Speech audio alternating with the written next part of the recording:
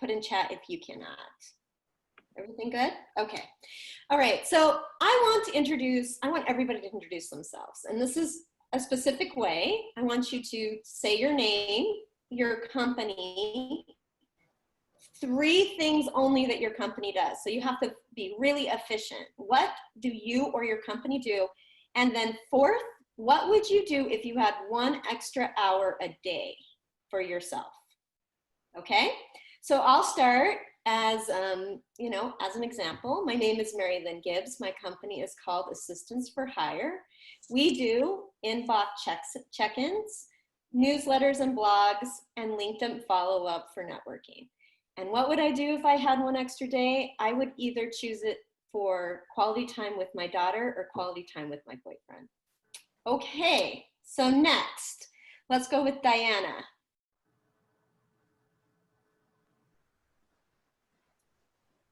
Diana, did you get, you might be muted. Oh, I think you're all muted. Okay, my name is Diana Mosier. My company is Diana Mosier Associates. We do interior design for real estate investors. We do interior design for small business owners and homeowners and apartment dwellers. And we do content marketing for design and real estate clients. If I had 1 more hour of time a day, I would devote it to either cooking dinner or working out. Great. Sally, you're up next. Okay, hi, I'm Sally Mullins Thompson, and the name of my practice is Sally Mullins Thompson CPA PLLC. So I do divorce financial analysis, I do tax compliance, and planning, and I do business consulting. And if I had 1 more hour each day, I'm torn between getting more work done, watching something culturally like performing arts like opera, or working out. Awesome. Beth, are you there? Possibly Beth will come. I'm here. It's just a little bit noisy and I've lost the office, but I'm Beth Hernandez Casey. I'm an event producer. And if I had an extra hour a day, I would do something creative. Fun. Okay, Nicole Fairsoul. Hi, my name is Nicole Forsell. Sorry, I don't have a picture up. I decided to join last minute, so I am not camera ready. My company name is Reliable Assistance, Inc. I do personal assisting for private clients. So I really do anything that anybody needs. What it could be from, I'm working with a client on putting together his When I Die book, just having all his documents. And so again, it could be at paying bills, anything, any sort of task. And if I had an extra hour a day, I would go walking by the water. Awesome. Jackson. Hi, can you hear me? Yes. Great, Tisha Jackson, attorney. I do labor and employment law, and we also do real estate and trust and estates. If I had an extra hour a day, what would I do? Probably work out. I would play tennis. Nice, very nice. Dina. Hello. Using video. Hi, everyone. Hi, Dina. Dina, we're saying our name, our company, 3 things we do for our company, and what we would do if we had 1 extra hour per day. Okay, so clearly I need this webinar because I'm 10 minutes late. My name is Dina Fireball Bakowitz. My company is Fireball Network. Three things I do for my company. Well, I do the marketing and business development. I also do program development, so marketing, which would include webinars and workshops, speaking engagements, business development, which is networking and meeting potential clients. And then I actually do carry out workshops, coaching, and speaking. If I had an extra hour in the day, I would spend it on creative activities like writing, stand-up comedy, performing and producing and directing videos, and dance. Awesome. And then there's two of you that don't have your names. I'm so sorry. I don't know why it's not showing up names. I'm trying to click on you.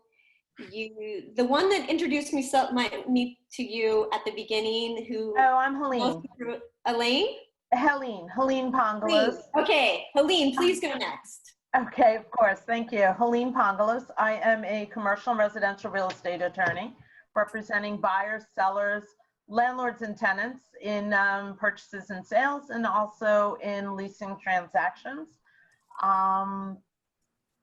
And if I had an extra hour in the day, what I had planned to do on this entire break, which has not happened yet, is update my French. I'm fluent in Greek, but I really wanted to update my French and get better at it. And somehow I have not found the time to do that. That would be my extra hour of the day. Awesome. Okay, and then last but not least, again, your name is not down here. I see you got in a ponytail, you got a white t-shirt on. Yes. Again, my music. My name is Coco Kanakis. I'm an interior designer. I have an interior design practice, and I'm also the principal designer here. What was the next question? Because I came a little bit late. What we do within our business? Yes, three things, just 3 points. Okay, so owner, so dealing with all the business aspects of it, principal designer, head up all the interior design itself, and then I don't know. That's covering what I do in my business. What would I do with an extra hour a day? I actually don't know. I've got too many things I need to get done. Maybe spend it with my child, do some more work, because very constrained to get work done now, trying to homeschool and run my business and pay my staff and work out and do the shopping and do the cooking and do some cleaning. There we go. That sounds exactly like my life. Yeah. Well, thank you for your introductions. My goal today is to help you get 1 more hour a day back in your life for yourself, to do whatever you want for yourselves. So I have become an expert in time efficiency, and it really has been because of necessity. My background is that I actually was a professional golfer and a golf coach for 13 years, and that may seem to not correlate, but actually it correlates really well. I had to figure out how to maximize the time that I could practice and practice with my team and get the highest results in those limited times. So my practice regime became extraordinarily efficient. And I had to write them out, and I had to write out the days, and I had to create daily routines for my team so that they could be more efficient. And so it kind of just correlated into me getting better and better and better at creating time blocks and creating workflow. So let's start. First of all, how do we start with efficiency? First of all, we have to start with 4 main categories, I believe. You can make this more, but this is just a good starting point for everyone. First, personal. Second, business. Third, health and wellness. And fourth, family. And now I'm going to give you a few things that you can put in each one of these categories. Okay? So examples for personal are writing time for yourself. For me, salsa dancing. I love salsa dancing lessons. Beach time, really important for me, and time with my friends. Examples of what we can do for businesses. Client meetings. This seems to be something that most of us are really good at putting in our calendars. However, the things that we're not as good at writing and putting in our calendars is work block times. Networking calls is another one that's easy for us. And then actually blocking out strategy calls. If you are not proactively creating time for business strategy, this is something I highly encourage you to do.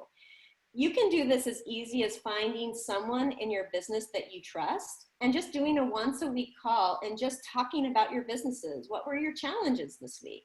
I've been doing this for about 2 years with my friend Emil Kuloff, who lives in Chicago. And we spend 30 minutes of each call, him talking about his business, and 30 minutes of each call, me talking about mine. You can also do this with business coaches. If you want to go more formalized, you can do this in mastermind calls. This is really important to spark creativity and get you flowing and keep you excited about why you're in business in the first place, right? Sometimes we lose that. Okay, so here's an example of health and wellness.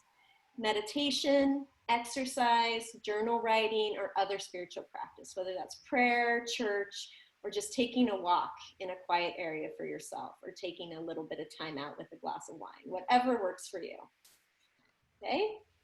Family examples, playtime or quality time with your spouse, partner, or significant other. I hear, I'm now 42. I've gone through a divorce. I've had several of my friends go through divorce. And the number one thing I hear from them is they say, we just fell out of love. And I always say, well, what did you do to maintain your love? Right? Just like anything, if you don't spend time with the people you love, you're going to lose those relationships. You cannot expect your body to stay in good shape if you don't go to the gym regularly. You can't expect your relationships with your spouse or your family to maintain and be in a good place if you don't spend time with them. So make sure that you're spending time with them and you're blocking that out. Playtime or quality time with your kids, same concept. And then dinner prep, planning and eating is another one, or house chores, etc. So those are just examples. Now, in all 4 of those examples, we're going to do a quick breakout room, one-on-one, and I want you to write down 2 important things in all 4 of those categories. I'm going to review the categories again, so you remember: personal, business, health and wellness, and family. And we're going to do breakout rooms for 4 minutes. Okay, you guys ready? If I can find the breakout rooms. Beth, I'm not sure I have option for the breakout rooms. I'm not seeing them. Sorry, I did it. Yeah. Great, awesome. See you back here in 4 minutes. Okay, I'll just close it in 4 minutes.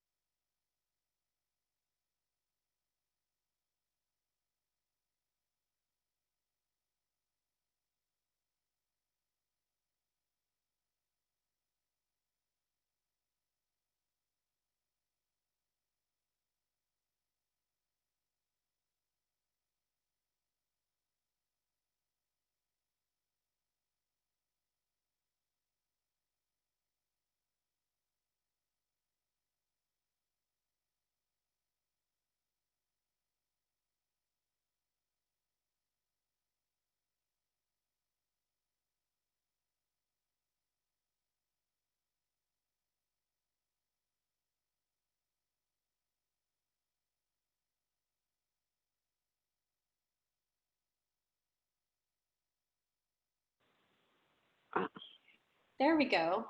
Yeah, we're back. I know. We got cut off in our group. Oh. Glendy, I saw you here. Oh no, Dina got. I'm so sorry, Dina. I tried dropping you in a breakout room. I didn't realize you had gotten kicked out. It's okay, it happens. No biggie. Okay, I'm happy you're back. So we have somebody new, right, Glendy? Glendy, do you want to take the time to do a short introduction? We did earlier, before you got on, 3 things: our name, the name of our company, 3 things we do for our company, only 3, and then what you would do if you had 1 extra time a day. Do you want to do a quick introduction? Or maybe not? You're still muted? Okay, maybe Glendy's just watching. We'll continue. She's still connecting to audio, it says. Oh, okay, thank you. I didn't see that. So she did not hear me. Okay, I'm gonna continue and then we'll give her an opportunity to join us. Okay, so back to screen share. Okay, so what is the key? After you've kind of created these categories of, I don't know why we're loading, sorry about that.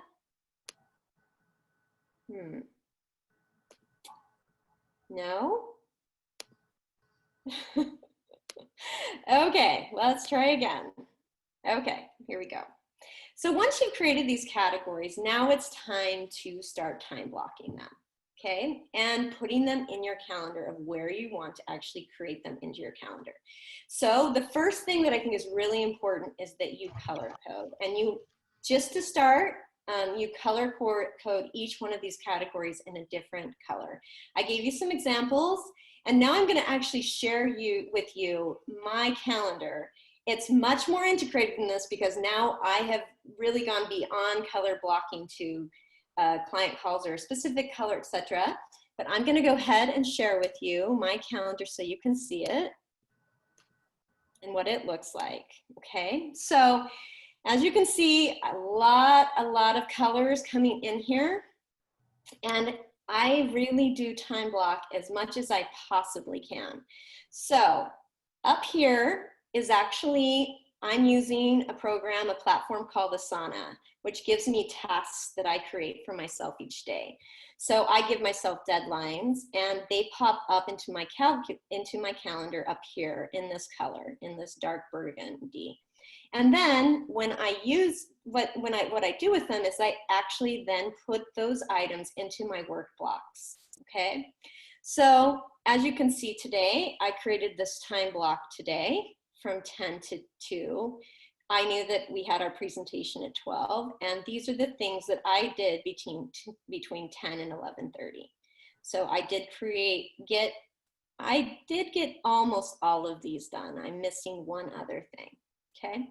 And then obviously here are my color coding these are my networking calls that come in from my Calendly. These are my client calls. And then I get my daughter back. I get my daughter back on Thursday, and this is when time blocking becomes even more important for me.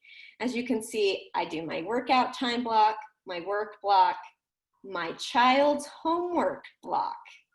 This has been key to me. It took me 2 weeks to figure this out, why my day was feeling so erratic. And I was like, you know what, if time blocking works for me, why can't it work for a 4-year-old? So I sat my daughter down, and every morning I show her mommy's calendar and I show her where her time blocks are. I say, okay, this is where we're gonna do your homework. And this is when we're gonna have a break together. This would be basically our playtime, and then more homework. And this is when mommy has her calls. It was amazing. My child responded. We had flow throughout the day again. I didn't feel like I had craziness. So I'm here to tell you, time blocking works for everyone. If it can work for a 4-year-old, it can work for anyone, okay? So it's awesome. All right, so now we're gonna split up in sections again. I want you guys to get onto your calendars, whether that's on your laptops or on your phone.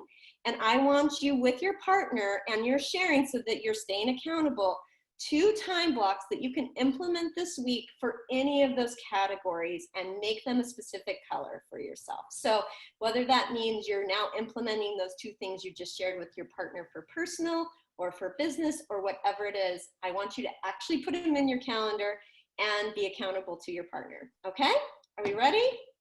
Beth?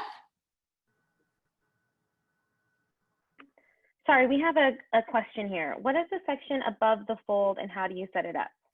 Say that again? Oh, sorry. Did you already answer this question about your Asana task? Yeah, so these Okay. are from Asana. And so they auto propagate in there once I create them as tasks and put a due date into Asana, which is a whole different seminar. If you are not using a task platform, it is beautiful and it really can create a big difference in your day. Ask Sally, she just had entire programming on it with me a couple weeks ago, that it really can make a big difference. So, okay. Before we break out, Glendy, I just wanted to check in. Do you have your audio connected now? Can you talk? Yes, I can. Okay, great. I'm going to break us out. And then 4 minutes again? Yep, 4 minutes. Okay. There we go.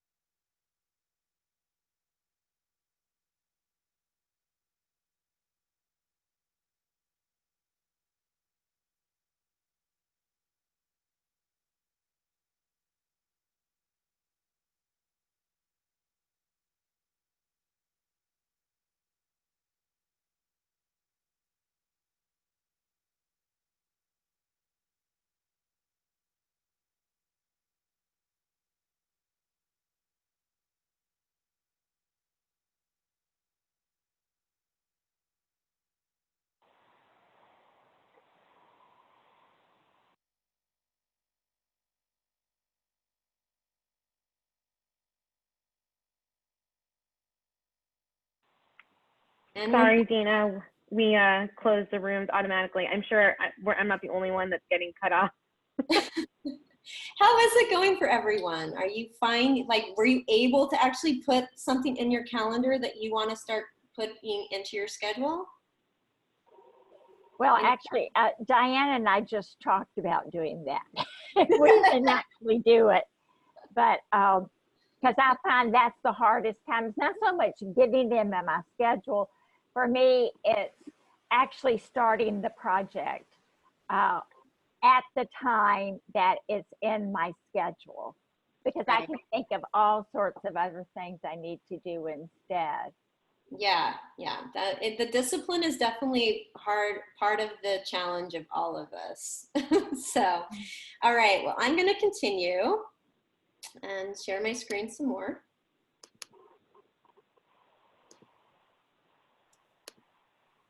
All right, so we just learned how to time block, and we did that already. Okay, so how can we cut time? So I find consistently the most wasted time for my clients is in their inbox. Not kidding. We spend a lot of wasted time on our email. Just a couple things to remember. It takes literally 30 to 45 seconds for your brain to switch from one activity to another activity, okay? That's on the low end. Some research has even said that it takes 45 seconds to a minute every time your brain switches from activity to activity. So we're just gonna go on the low end. We'll say that it takes 30 to 45 seconds, okay? So let's just talk about a normal day. I'm sitting here doing my email, a text message comes in, I respond to it. I respond to that email, that text message, then I go back to my email. Guess what? I just wasted a minute. Okay, I'm doing my little email, and then I see a little blip come in from my client. I'm like, oh, I forgot to do that for my client. Let me do that for my client, and then I go back to my email. I just lost another minute of my day. Most of us do this anywhere from 30 to 40 times a day, that we are not staying focused on our specific task that we are doing, and we lose 30 to 40 minutes in complete wasted time. Let me repeat that. 30 to 40 minutes in complete wasted time on average every day. I just got you guys back 40 minutes of your day, almost an hour, if you can only do 6 simple things to make yourself more efficient. And this is just in your inbox. So first thing is schedule your time for your inbox. This is another thing you should be calendar blocking, okay? I believe that this should be minimum of 2 to 3 times a day. If you feel like you have very high touch clients, then do this hourly, okay? Do a time block of an hour off, then check your email for 10 minutes, then take another hour off, check your email for 10 minutes. However, most of us do not have the kind of life and death situation. Most of the things that we get in our email are not urgent. They can wait 2 hours. They can wait 3 hours. In that case, I suggest one time block in the morning when you start your day, one time block in the middle of your day, and one time block at the end of your day, whatever that means for you. Those time blocks should be no more than 30 minutes, and you should be setting a timer, okay? I use a system called Clockify.me, which is a really, really easy timer. You can use your phone and just set a timer on your phone. Why set a timer? Because it has been proven that you are more accountable if you set a timer and more efficient in anything you do. Be super focused. So this is the one place that we are really bad. When we are engaged, talking to someone, we're not looking at our phone. If we're in our email, we're looking at everything. We get distracted by our kid. Something great comes on the TV. We usually have the TV on in the background, watching it on the side. When a text message comes in or a YouTube video comes in, we want to watch that instead of doing our email, and we do, right? So be super focused. When that timer is on, you are only doing your email. Be disciplined. Okay, so what do I mean by disciplined? I'm gonna just kind of explain to you my structure in my inbox right now, okay? When I'm in this 10 minutes state, okay, I'm basically going through my inbox one by one. I'm reading what it says, and anything that I can immediately respond to, I do. Let's say that I get an email from a client, however, that is actually requiring me to do a project-based work for that client. I will simply respond, thanks for the email, I'll have that to you by the end of the day, and I will keep it flagged in my inbox with as unread so that I know I come back to it. Then I also go through all the deletes. I organize, as you can see, I have lots of organization here. A lot of the newsletters I read later, I just basically put them in there. I see it's a newsletter coming in, it goes straight into that inbox. So I'm being extremely efficient in just going through, knocking out what I can. Anything that has to do with a client saying to me, I'm gonna use my example, hey, Mary Lynn, did you get that newsletter written? Okay, that means I have to go check the newsletter or I have to make an edit on that newsletter. That's now a block for that client. That is work block related, okay? So I leave that email for later. I then do the work that requires me to do that time block for my work, and then I respond to that email as part of that time block. And those are billable hours. If you guys are in time, if you're actually billing per time as clientele, you responding to their email is billable hours. You should be using that, okay? Any questions on that or any clarification? Like that right there is just a delete. That was Hootsuite. I can't unsubscribe because I use their platform, but they bombard me with emails, right? So, we good with that? Okay, all right. And then we have unsubscribe. So unsubscribe. Here's the thing. Most people never look at their unsubscribe list. So I hear this all the time. Oh, but it's a good friend of mine and I don't want to hurt their feelings. Most likely they will not know. And if they do, maybe 3 months from now, it'll be okay. Just unsubscribe and get rid of that junk in your email, especially if it's not useful for you. And then the last thing is consider outsourcing. When I see people absolutely miserable with the time that they're using in their inbox, I recommend that they outsource it. We do this for several of our clients. We have a client that this is all we do for them. We have a 2-hour plan for them a week, and all we do is their email. We go into their email every day, get rid of their crap, so they only have to see what is pertinent to them, okay? So, I don't know why it's not clicking. Share with your virtual roommate 2 to 3 times a day that you can schedule your inbox.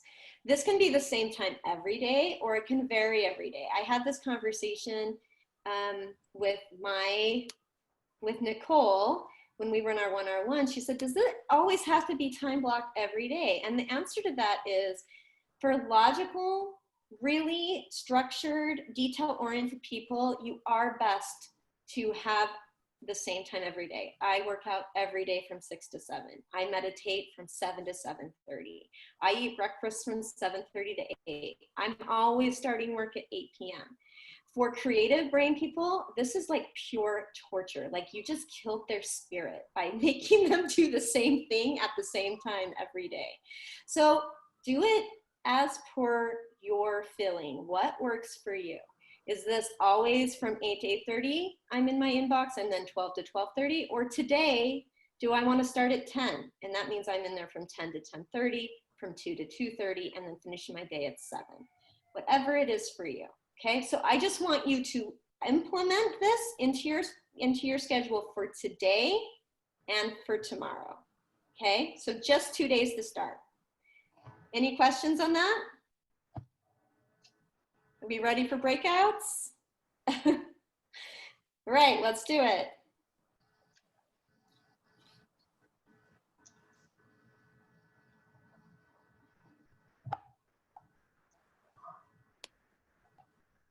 Hello? Yeah, Beth, okay, yep, right there.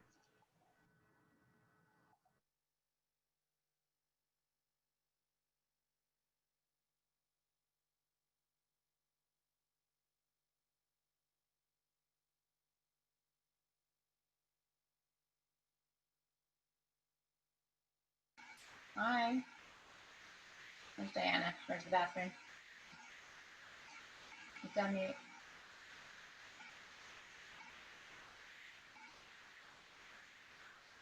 I can't hear you. Sorry. So Diana's supposed to be in a different room, so I'm actually going to move you there, and then I'll stay with Diana. Sounds good. Okay. You may have gotten like another pop-up asking you to join a room. Not yet. Try one more time. Okay. Oh, leave? No, leave would leave the whole meeting. Yeah. No, that's the whole meeting. Is it? Oh, okay. No, right. Actually, it does. No. It won't let me move you because Thank you're you. already like. Oh, no, yeah. Breakout I room 3, can't. though. Breakout room. Join breakout room 2. Yeah. Okay. Great. Thank you. Oh, GBU crap.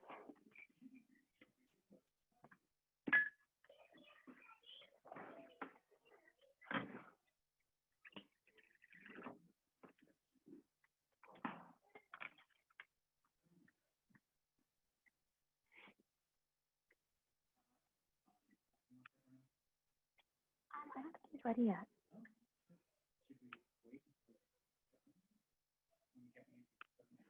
Yeah.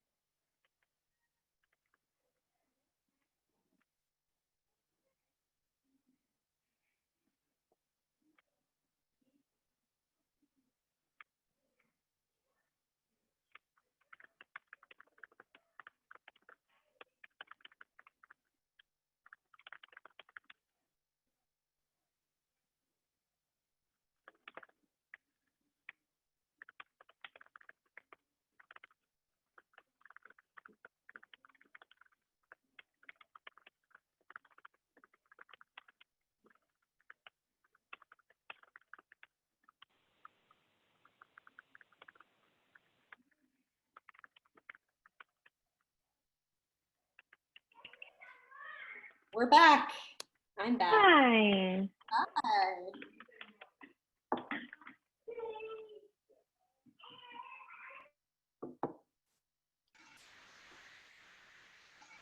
Not enough time.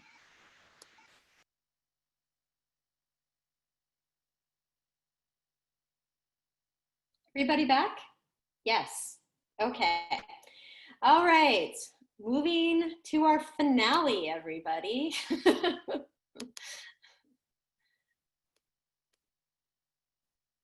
Okay. And so what has worked for me the most? And this is actually the key to my success. Believe it or not, when I look at my calendar, I'm going to go back to my calendar really quick if I can open it. It's not opening. I actually do my planning the morning of. So I'm one of those people that's a creative. I don't like every day to be the same. I don't want it to be the same. It's boring for me to have it the same. And I find that it is really constraining. So actually, I put these in for your benefits. This is something that I would do every morning. So when I wake up, whatever, I do look at my calendar the night before to see what time I do have to wake up. What time's my first meeting? I wake up an hour to an hour and a half before my first meeting, at least, especially if they're early. Like you've noticed, I had some early mornings the last 3 days. And then I get up, I spend the first 10 minutes looking through my day. And I think, okay, so this morning, for instance, my first team meeting was at 8:10. I got up at 7. I did my first time block with my email right after my team call at 9 o'clock. Then I did my time block. This is all my work block stuff. We have this, and then you can see that I have calls the rest of the afternoon starting at 2. Right after this call will be the next time that I will do my email time block. And then I will go through here, and my last one will be right here at the end of the day. I will also do work blocks in between these times, and I look at what's pending still and what is my priority, and I put it in there. Anything that is not a higher priority, I'll go back to Asana and actually change these dates. And that's what works for me. It also is what works for my daughter. When she wakes up, I actually do the same exact thing. I show her the calendar, we go through it, I tell her how the day is gonna go. Like, this is when mommy has a call, this is when you get to have your show party, right? This is when we're gonna do your homework. But you've gotta figure out what works for you. I do believe it's important to have a planning system at some point, whether that's you are more of the right brain, logical detail, and you want it all to be systematic, great. Still spend 10 minutes on a Sunday and just look at your week. What does that look like? And then also figuring out when you are going to have your downtime. I believe it was Nicole asked me that she said she wants to actually spend time walking by the river every day, but that is going to differentiate for her when that happens. Maybe you make that as I'm celebrating my day, so I'm going to walk by the river.